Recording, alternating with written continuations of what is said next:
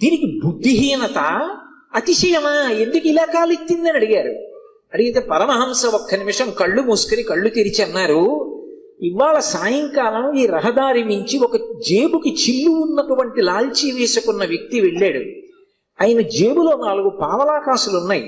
పావలాకాసు చిన్నగా గుండ్రగా ఉంటుంది కదూ, ఆ కన్నంలోంచి జారి పావలాకాసు కింద పడింది. కింద పడిన పావలాకాసు దుల్లుకుంటూ ఆ కన్నంలోకి వెళ్ళింది. కన్నంలో కప్ప ఉంది. కప్పకి పావలాకాసు దొరికింది. ఇప్పుడు కప్ప దగ్గర పావలా ఉంది కదూ, ఏనుగు మీద కాలెత్తింది.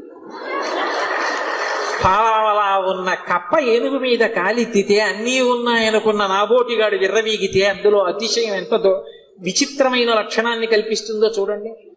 బ్రహ్మగారి అంతటి వాడికి ఒకప్పుడు ఈ ఆవేశం వచ్చింది. ఎందుకు అంటే తల్ల సంఖ్య లెక్క పెట్టాడు. నాకు 5, నీకు 5. ఇదే బ్రహ్మగారి కౌశికీ వృత్తాంతంలో పార్వతీదేవి